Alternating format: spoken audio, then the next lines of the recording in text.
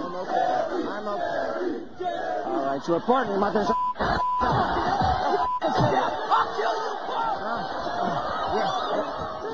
Hello, I'm Lara Lewington, and today I'm joined by the man whose US show has given a whole new meaning to the term talk show.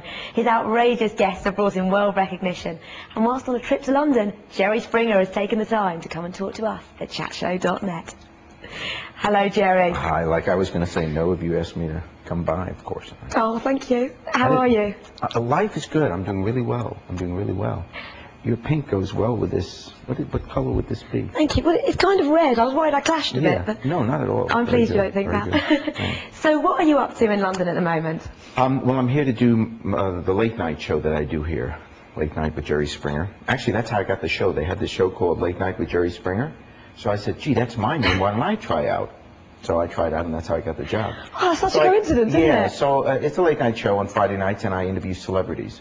So, and there's a band, and so it's kind of fun. And that keeps you busy. But what are you doing when you're not working? Are you out partying? Yeah, I'm, kind of going where you're going, meeting you at nightclubs and stuff like that.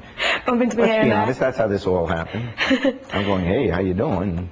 We talking before I know it. You had the show. Yeah, I kidnapped you and put you on my show. So I kind of follow you around. I'm your stalker. Well, you're not a bad stalker to have. Oh, well, thank you. Now, you were actually born in London, weren't you? I was born in Hempstead, and during the war, and that's World War II, a long time ago.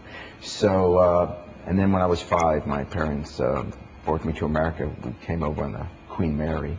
Actually, I left England when I found out I couldn't be king. You don't have a drummer here that goes boom boom. No, we should do a comment like that. Sure, yeah.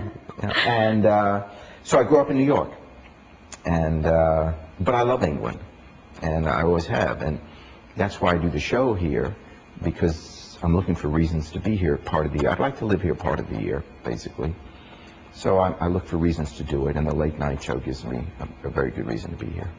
That's great. Now, when you went over to the States, when you were younger, you had your education in the States, you went to law school. Yes. When you finished law school, your first job was actually as a presidential with Bobby Kennedy, the president's brother, who was running for president himself, and sadly he was killed.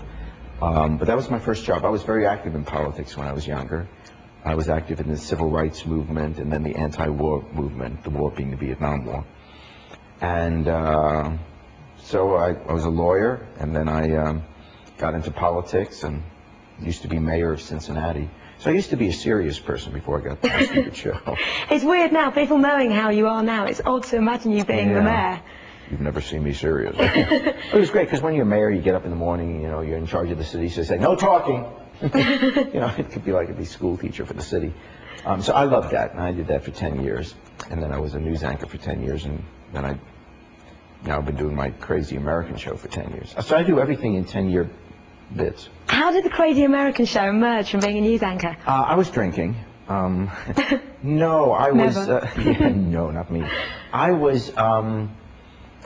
the station where I was doing the news, the people that owned that station, also owned Phil Donahue, Sally Jesse Raphael, other talk shows, or chat shows, as you say here. And we were dominant in the news. And so one day they took me out to lunch and said, we're starting another talk show, and we'd like you to be the host of it. So I was assigned to it. I didn't audition. I didn't try out. I never had seen a talk show. I had no interest in doing it. And so basically it's pure luck. I was assigned to do it. The show took off, and I've reaped the benefits of that. And so it's been on now. We've just finished our 10th year of doing the show. When you first went on to do it, did you miss politics at first? Did you think, oh, I want to... Yeah, I still do politics, but I do it behind the scenes now. So that's still my passion. It's what I believe most strongly in. And I love that. And do I miss being in elective politics? Sometimes. This show is fun to do, my American show, and it's obviously silly, sometimes stupid. It's great. Great to watch. It gives me a good living, and I enjoy it. But I'm not passionate about it like I am about politics. What about charity work? Because you're involved with a few charities, aren't you? Yeah, I do quite a bit of that, but so do a lot of other people. So I try to do that silently or quietly. I don't think that celebrities ought to get more credit. I'm sure you do a lot of work in your community. I mean, we all do. You work in your church, temple, whatever it is, or for causes that you think are important, and I just do that as a human being.